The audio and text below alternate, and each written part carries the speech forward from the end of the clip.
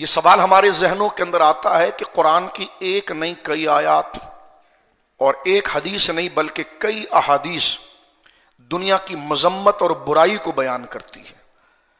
تو اس میں کیا مقصد ہے؟ تو اس کا آسان سا کانسیپٹ جو ہے وہ یہ ہے کہ دنیا کی مذمت،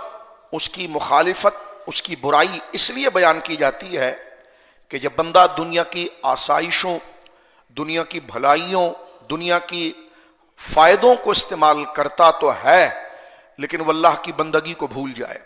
اور زندگی کا جو مقصود اصلی ہے رضا الہی کو بھول جائے،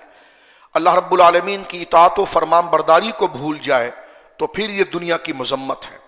لیکن جیسا پہلے عرض کیا، اگر اللہ کا شکر بجا لائے اور اللہ کی اطاعت اور فرمان برداری اور اس دنیاوی نعمتوں کے حق کو ادا کرے، تو دنیا میں کھائے پیے، جائز عیش و عشرت رکھے، تو اس نیت صالح اور اس پاکیزہ فکر کے ساتھ وہ تمام نعمتیں، یہاں تک کہ اس کا دھن مال جو کھایا، جو خرچ کیا، تمام اس کے لیے قبر و حشر میں جنت میں لے جانے کا باعث اور راحت و سرور کا ذریعہ بن جاتا ہے۔ اس لیے علماء نے لکھا ہے کہ دنیا جو ہے،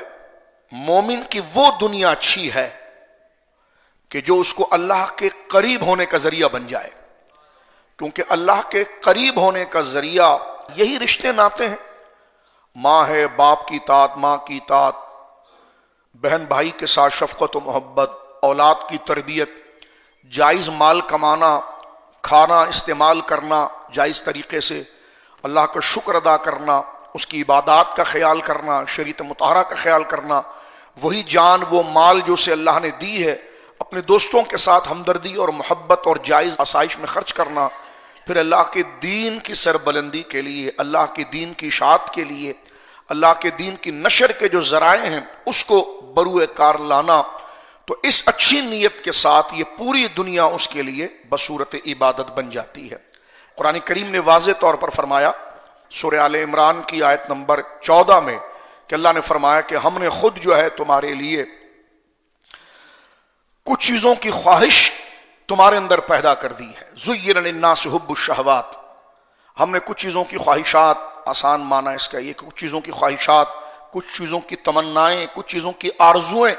انسان کے اندر ہم نے رکھ دی ہیں۔ فرمایا کن کی رکھی ہے؟ تو فرمایا من النساء والبنین، یہ سورہ آل عمران ہے اور آیت نمبر 14 ہے۔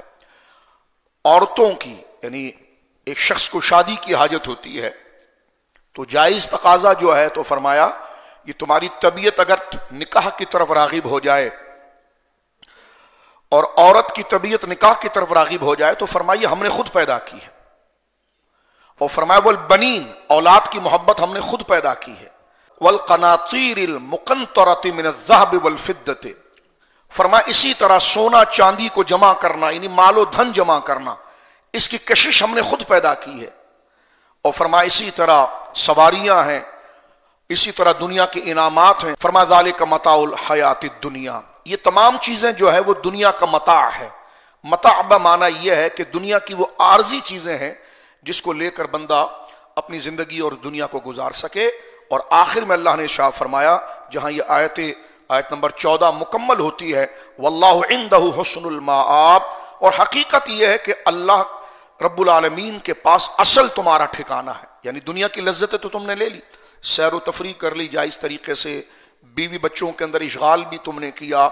مال و دولت بھی کمائی، جائز آسائش کو تم نے استعمال بھی کیا، لیکن فرمایا جو اصل تمہارے لیے رکھا ہے وہ اللہ کے پاس ہے، یعنی وہ دائمی جنتیں ہیں جس کو نہ کسی آنکھ نے کبھی دیکھا ہے، نہ اس کی کرامات و عزت اور اس کے فضل کو کسی کان نے کبھی سنا ہے۔ تو فرمایا کہ واللہ عندہ حسن المآب، اور اللہ ہے جس کے پاس تمہارا اچھا ٹھکانہ ہے، یعنی اچھا تمہارے لیے اجر ہے اور وہ جنت ہے۔